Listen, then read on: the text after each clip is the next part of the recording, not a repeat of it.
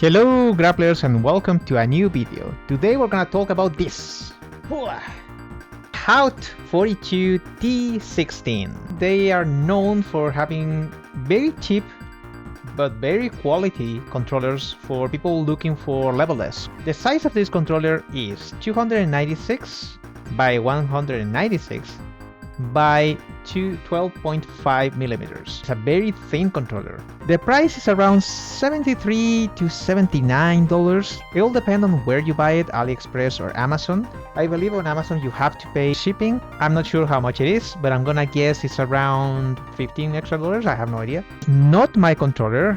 A friend of mine lent me this controller, so I've been using it for Tekken and Street Fighter. I have some thoughts about the general experience. Let's start with the pros.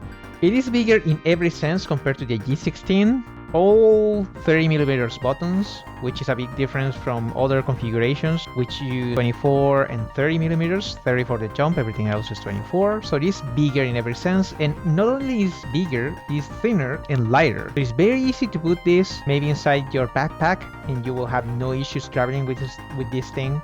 The build quality is fantastic. A very sturdy controller, very resistant. It is a great build quality for the price you're paying, and also very customizable. You can do whatever you want with the web app, change the lights, RGB of the controller, have the controller just as you want. You have extra buttons, that's the name, that's the T16, it implies 16 buttons. You have 4 extra buttons, 2 on top, 2 below, and you can use them for, again, whatever you want. By default, there are directions. Change them to be actual buttons or keep them as directions. You can do whatever. It is fantastic if you need those extra buttons for example, DI, parry, ray chart, or whatever you want. Fantastic. So what are the cons? There's something about the button caps and the switches that I don't like. It is hard to describe. I feel the button caps, first of all, since the buttons are bigger, it is easier for you to jump from button without you actually wanting to.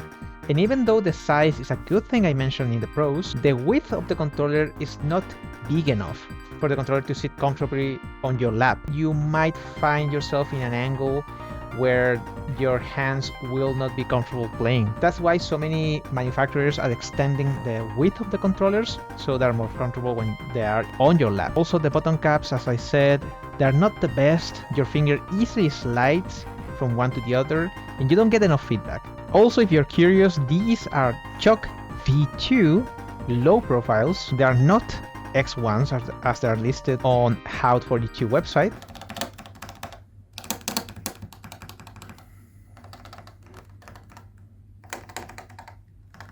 Maybe the keycap or the fact that they're low profile, but there's something about it that is just not comfortable for me. The cable also is not the best. Maybe increase the whole price by $5 and chip this thing with a braided cable or something. As you know, these controllers are not out of the box compatible with PS5. For PS4, you have to go through some jumps. You have to do some things in order for the controller to work without the 10-minute warning and lockout of the PS4. And for PS5, on the right side of the controller, you'll see an adapter area pass through for your Brook, your Magic Boots, whatever you want to put there. It is not out of the box tournament ready. That's the main thing. And on the back, you don't have anything, so they provide these smaller pads for you to put them on the back of the controller so the freaking thing doesn't start bouncing or moving when you put the controller on a flat surface. But again, my main issue with this controller, it's weird. It's hard to describe. I'm gonna be a little vague with this. Combination of the button caps with the switches, something going on that I dislike.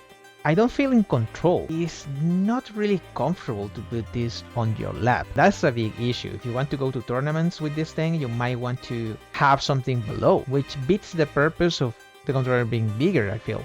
I just don't trust my presses on this controller compared to the G16. I don't get the feedback. Lately, we've been having as FGC a discussion of whether tournaments should be held on PC or console. And while this is not entirely related to this controller, it is more of a situation that could arise with time. Since all of these controllers have the 2040, the GP2040, the Raspberry Pi, that thing, while great for customization, it allows for macros. So what could happen in the future if tournaments are being held on PC? Haute42 and other small manufacturers use the GP2040 in their controllers, so I'm not sure how that's going to go. I don't know if TOs have the enough know-how or time, or they can invest into knowing how this works, because this will be an issue. Imagine playing someone who has like an instant 720 on one of the buttons. That is definitely something that could be an issue. Not having support for PS4 and PS5 out of the box is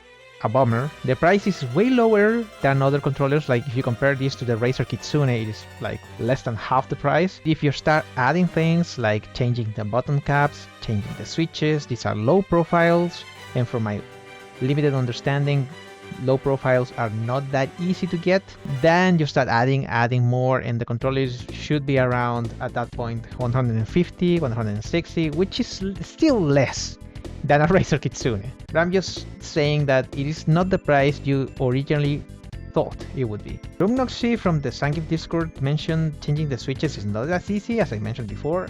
I'm not sure, but I just prefer the regular switches of the G16. Like these big gray switches, the feedback is just way better. It might be annoying to use the G16 due to size. I just prefer the general experience compared to the T16. This is not a bad controller by any means. I know I sounded negative, but in reality this is not a bad controller.